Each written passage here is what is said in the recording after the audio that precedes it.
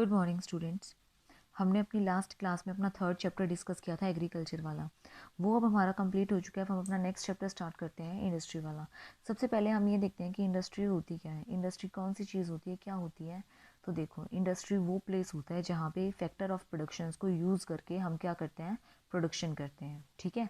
अगर हिंदी में बोला जाए तो उत्पादन के साधनों का प्रयोग करके उत्पादन किया जाता है जिस जगह पर, वह जगह क्या कहलाती है, उद्योग कहलाती है। इससे क्या होता है, इससे हमारे जब हम उद्योग शुरू करते हैं तो उसके लिए हमें मशीनें चाहिए होती हैं या फिर लेबर चाहिए होती है। और लेबर चाहिए होती है तो उसमें जो जितनी भी जनसंख्या होती है उसका कुछ पार्ट हम वहाँ लेकर आते हैं। तो इससे हमारी एम्प्लॉयमेंट क्या होती है, बढ़ती है, और अनएम्प्लॉयमेंट कम होती है, जिससे रोज़गार बढ़ता है उद्योगों से। अब रोज़गार बढ़ेगा तो वो कमाएंगे, कमाएंगे तो अच्छा खाएंगे भी। तो इसलिए क्या होगी, अच्छा खाएंगे तो उत्पादकता में वृद्धि होगी। तीसरी चीज़, अच्छा कमाएंगे तो प्रति व्यक्ति आय में वृद्धि होगी। अच्छा कमाएंगे, अच्छा खाएंगे तो स्टैंडर्ड ऑफ लिविंग में इंक्रीमेंट होगा। और क्या होगा, कैपिटल फॉर्मेशन होगा, हमारी अनएम्प्लॉयमेंट कम होगी, हमारी प्रोडक्टिविटी ज़्यादा होगी। ठीक है। तो ये सब कुछ क्या है, हमारी एग्रीकल्चरल इंडस्ट्री के फ़ायदे हैं कि हमारी इंडस्ट्री से क्या क्या फ़ायदा हो रहा है। ठीक है। तो इंडस्ट्री क्या होती है, इंडस्ट्री वह स्थान है जहाँ पर आगतों का प्रयोग करके, जहाँ पर फैक्टर ऑफ प्रोडक्शंस मतलब उत्पादन के साधनों का प्रयोग करके उत्पादन किया जाता है, उस जगह को क्या कहा जाता है, उद्योग कहा जाता है। ठीक है। अब हम अपना अगला टॉपिक ले रहे हैं, सिग्निफिकेंस ऑफ इंडस्ट्रियल डेवलपमेंट। तो इसमें फर्स्ट टॉपिक है, इसमें फर्स्ट पॉइंट है हमारा बैलेंस्ड डेवलपमेंट। बैलेंस्ड डेवलपमेंट क्या होती है, संतुलित विकास। संतुलित विकास क्या होता है, संतुलित विकास वो विकास होता है जिसमें हमारी एग्रीकल्चर और हमारी इंडस्ट्री दोनों में बैलेंस में हमारी एम्प्लॉयमेंट होती है। मतलब हमारी, अब आप देखो, हमारी कृषि क्या है, बिल्कुल पिछड़ी हुई कृषि है। हमें नहीं पता कि इसमें कौन सी टेक्निक्स वगैरह यूज़ करनी है, क्या यूज़ करना है। तो क्या थी, जनसंख्या बहुत ज़्यादा थी। जनसंख्या बहुत ज़्यादा होने के कारण क्या होता था, सारे लोग कृषि में लग जाते थे और कृषि में बीज वगैरह बोने के बाद फिर वर्षा का वेट करते थे। अब वर्षा तो किसी के हाथ में नहीं है ना, सिंचाई के लिए तो वर्षा की ज़रूरत होती थी। पहले पहले ट्यूबवेल्स वगैरह थे ही नहीं, तो इसीलिए वर्षा किसी के हाथ में नहीं होती। तो इसीलिए क्या होता था, फिर उनका स्टैंडर्ड ऑफ लिविंग या फिर सब कुछ क्या हो जाता था, एक पीछे होते जा रहे थे उसमें। ठीक है। तो इसीलिए क्या हुआ, अब इंडस्ट्रीज़ आ गई। इंडस्ट्री से जो लोग वहाँ पे एक्स्ट्रा बेरोजगार बैठे हैं वो लोग क्या कर सकते हैं, यहाँ पे डाइवर्ट हो सकते हैं, इंडस्ट्रीज़ में डाइवर्ट होके अपनी रोज़गार अपना पा सकते हैं। उससे क्या होगा, आपकी एग्रीकल्चर भी चलती रहेगी और आपकी इंडस्ट्रीज़ भी चलती रहेगी। दोनों चीज़ों में क्या बना रहेगा, बैलेंस बना रहेगा। ठीक है। सेकेंड पॉइंट आता है हमारे पास, इंक्रीज इन प्रोडक्टिविटी, उत्पादकता में वृद्धि। उत्पादकता में वृद्धि का मतलब क्या है, अब जैसे हम इंडस्ट्रीज शुरू कर रहे हैं, इंडस्ट्री से क्या हुआ, जितने भी मतलब वहाँ पे इंडस्ट्रीज थे, वहाँ के लोग, कुछ लोग वहाँ जाने लगे, जिससे क्या होने लगे, दिन प्रतिदिन वहाँ पे वृद्धि होने लगी, जिससे प्रोडक्शन भी ज़्यादा होने लगा। तो अब क्या होने लगा, कृषि में प्रकृति का बहुत अधिक महत्व होता है। तो इसीलिए वहाँ पे नियंत्रण का भी महत्व होता है, मानवीय नियंत्रण का। इसीलिए उन अच्छा बनाने के लिए कृषि को अच्छा बनाने के लिए उद्योगों में भी कुछ ऐसे यंत्रों की प्रोडक्शन किया जाने लगा, कुछ ऐसे यंत्रों को बनाने जाने लगा जिससे क्या हो सके, वहाँ पे कम लोगों का यूज़ होकर अच्छी से अच्छी प्रोडक्टिविटी हमें मिल सके। ठीक है। तो इसीलिए उद्योगों का फ़ायदा हमें यहाँ भी हुआ। तीसरी चीज़ आती है हमारे पास, डेवलपमेंट ऑफ एग्रीकल्चर। अब एग्रीकल्चर में प्रोडक्शन इंक्रीज़ होगा जब अच्छी प्रोडक्टिविटी के लिए हम HYV सीड्स या फिर अच्छे यंत्रों का यूज़ करेंगे, तो हमारी प्रोडक्टिविटी अच्छी होगी। नेचुरल सी बात है, उसमें लेबर भी कम लगेगी। तो इससे हमारा क्या होगा, हमारी एग्रीकल्चर की भी डेवलपमेंट होगी, हरित क्रांति आएगी, आधुनिकीकरण का विकास होगा, नई नई फसलें हम जल्दी जल्दी उगा सकते हैं या फिर नए नए लोगों को रोज़गार मिलेगा। ठीक है। तो ये सब कुछ हमारे लिए क्या है, हमारी एग्रीकल्चर में डेवलपमेंट हो रही है हमारी इंडस्ट्रीज़ के through.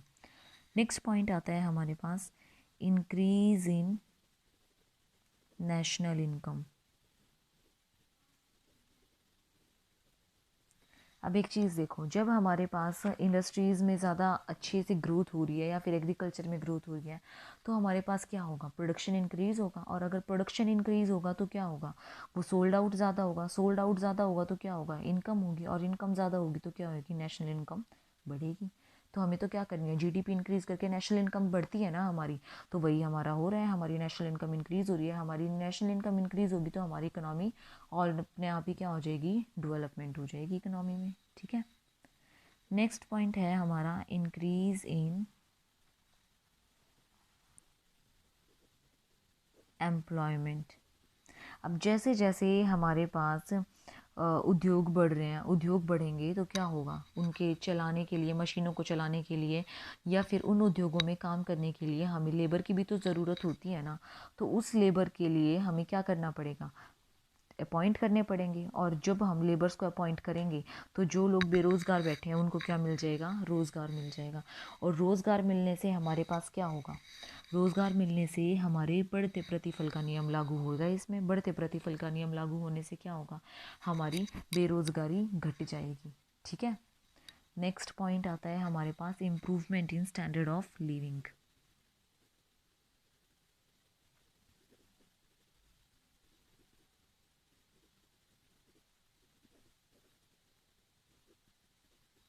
Improvement in standard of living. Improvement in standard of living का मतलब क्या है कि जिन लोगों को हम यहाँ पे लेकर आ रहे हैं उसमें क्या करेंगे, वो प्रोडक्शन ज़्यादा करेंगे।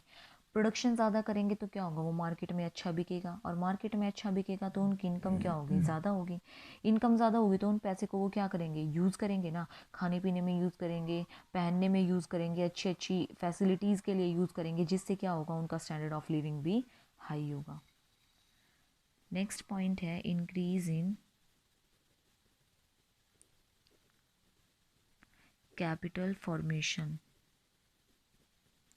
इंक्रीज़ इन कैपिटल फॉर्मेशन का मतलब क्या है कि हमारी पूंजी निर्माण में वृद्धि। कैसे होती है पूंजी निर्माण में वृद्धि, सपोज़ करो कि हमने एक मशीन लगा ली और उससे हमें प्रोडक्टिविटी हाई हुई है, जिससे कि हमारा जो प्रोडक्शन है वो हाई होकर मार्केट में बिक रहा है। तो हमारे पास अब एक्स्ट्रा इनकम जनरेट हो गई, तो हम क्या सोच रहे हैं कि हमारे पास प्लेस भी है, हम लोगों को और अपॉइंट कर लेंगे, पैसे भी है, तो क्यों ना हम एक और मशीनरी लगा दें। फिर ऐसे ऐसे करके हम बार बार कई मशीनरी लगा देते हैं, जिससे कि क्या होता है, हमारे पास हमारी फिक्स्ड एसेट्स में भी इम्प्रूवमेंट होता है और हमारी फ्लक्चुएटिंग एसेट जो हमारी क्या होती है, मनी होती है, वो भी इंक्रीज़ हो रही है। तो इससे क्या होता है, हमारी कैपिटल जो होती है फॉर्मेशन होती है, उसमें इंक्रीमेंट होता है, ठीक है। नेक्स्ट पॉइंट है हमारे पास export promotion and import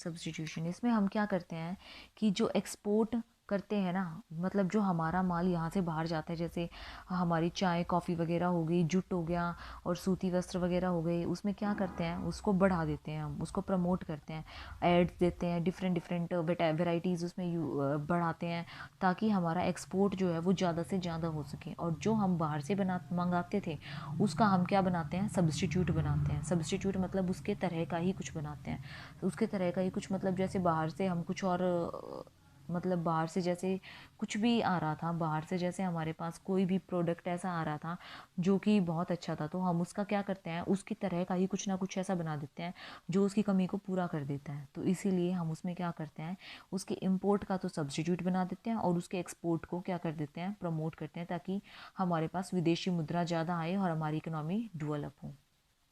next point आता है हमारे पास 9th point, role in national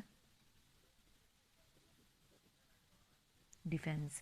role in national defence का मतलब क्या है कि नेशनल डिफेंस जो होता है उसमें भी हमारी इनका उद्योगों का बहुत बड़ा हाथ होता है। अगर हमारे पास प्रतिष्ठा होगी देश में तो हमारे पास टैंकों की, हवाई जहाज़ों की, हेलीकॉप्टरों की जितनी भी आवश्यकता होगी वो हम अच्छे से उत्पादन कर सकते हैं, अगर उत्पादन करने वाली चीज़ें होंगी।